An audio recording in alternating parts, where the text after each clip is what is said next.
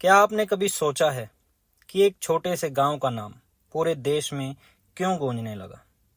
तो चलिए आज हम आपको एक ऐसे ही गांव के सफर पर ले चलते हैं।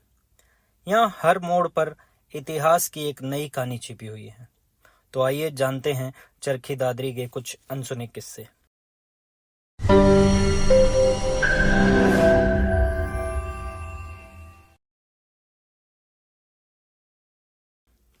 कहानी शुरू होती है 12वीं सदी से। यदुवंशी राजा बिलहन सिंह लांबा जब यहाँ पहुंचे तो उन्होंने एक अद्भुत दृश्य देखा। एक शांत झील के किनारे गायें और एक बाघ साथ साथ पानी पी रहे थे। इस अलौकिक नज़ारे ने उन्हें हैरान कर दिया। वे तुरंत स्वामी दयाल के पास पहुंचे और उनसे इस घटना का मतलब पूछा। स्वामी ने मुस्कुराते हुए कहा, अगर तुम यहाँ अपना घर बसाओगे तो तुम्हारा जीवन और सुखमय रहेगा। इसी आशीर्वाद के साथ राजा ने यहाँ अपना आशियाना बसाया और इसी तरह दादरी की नींव रखी। अब सवाल उठता है कि चरखी दादरी नाम कैसे पड़ा? असल में दादरी शब्द संस्कृत के ददूर से लिया गया है, जिसका मतलब होता है मेंढक। कहते हैं कि यहाँ एक विशाल झील थी जो मेंढकों से भरी रहती थी, लेकिन यह नाम कई स्थानों से जुड़ा हुआ था, इसलिए इसे खास पहचान देने के लिए चरखी से जोड़ दिया गया और इस तरह चरखी दादरी का नामकरण हुआ। ब्रिटिश शासनकाल में 1806 में चरखी दादरी को झज्जर के नवाब के अधीन कर दिया गया। फिर 1857 के विद्रोह के दौरान नवाब ने ब्रिटिशों के सामने आत्मसमर्पण कर दिया और इसके बाद दादरी को जींद राज्य में शामिल कर दिया गया। ये घटनाएं इस क्षेत्र के ऐतिहासिक महत्व को और गहरा बनाती हैं। चरखी दादरी में स्थित रानीला का जैन मंदिर भगवान आदित्यनाथ का क्षेत्र माना जाता है। इस मंदिर का निर्माण लगभग 18वीं सदी में हुआ था। मंदिर में स्थापित नारंगी रंग की प्राचीन प्रतिमा लगभग 1400 से 1500 साल पुरानी बताई जाती है। इस मंदिर की सुंदरता और प्राचीनता लोगों का मन मोह लेती है। रनीला जैन मंदिर जैन समुदाय के अलावा अन्य धर्मों के लोगों को भी आकर्षित करता है।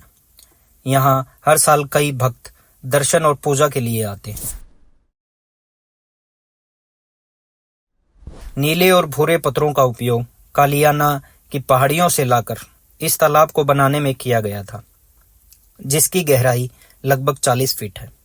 श्यामसर तालाब पर 4 घाट बनाए गए थे: झरना घाट, गो घाट, खाटू श्याम घाट और सीताराम घाट, जो अब लगभग नष्ट हो चुके हैं। समय की उपेक्षा और प्रशासन की लापरवाही के कारण यह तालाब अपने अस्तित्व को खोने के कगार पर है।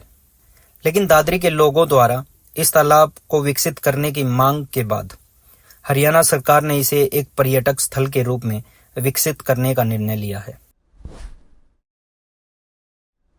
चरखी दादरी की यात्रा तब तक अधूरी है जब तक आप यहाँ के हरियाणवी व्यंजनों का स्वाद नहीं चखते। बाजरा खिचड़ी, कढ़ी पकोड़ा और बेसन मसाला रोटी जैसी देसी पकवान आपकी भूख को तृप्त कर देंगे।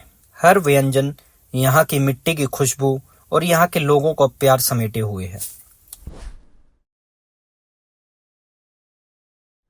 1996 का वह दिन जब सऊदी अरब का एयरलाइंस और कजाकिस्तान एयरलाइंस का विमान आपस में टकरा गए, जिसने चरखी दादरी को अचानक सुर्खियों में ला दिया। यह भारत की सबसे बड़ी विमान दुर्घटनाओं में से एक थी। इस दुर्घटना में 8 देशों के कुल 351 लोग मारे गए थे। यह हादसा आज भी लोगों के जहन में ताजा है। महावीर सिंह फोगाट और उनकी बेटियां गीता और बबीता फोगाट ने भारतीय कुश्ती को नया आयाम दिया। गीता ने 2010 के कॉमनवेल्थ गेम में स्वर्ण पदक जीता और बबीता और विनेश फोगाट ने अंतर्राष्ट्रीय स्तर पर कई पदक जीते।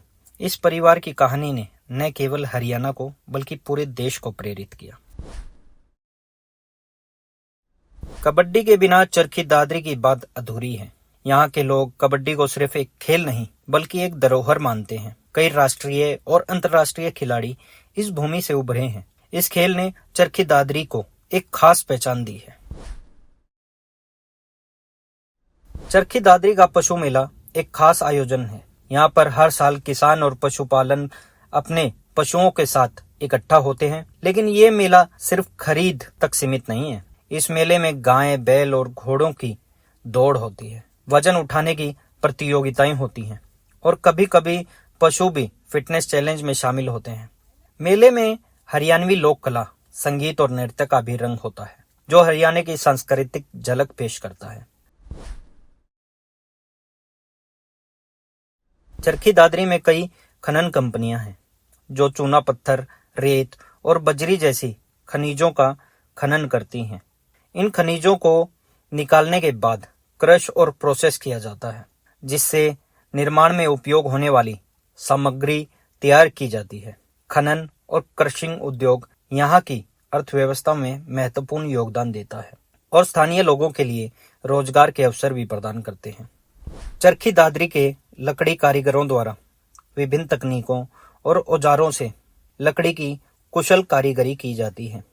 इस कारीगरी में फर्नीचर, लकड़ी के खिलौने, सजावटी वस्तुएं शामिल होती हैं। इस कार्य के लिए लकड़ी मुख्य रूप से पास के जंगलों में प्राप्त हो जाती है। तो यह था चरखी दादरी का सफर, एक ऐसा स्थान जहां इतिहास, संस्कृति और प्रकृति का अद्भुत संगम मिलता है।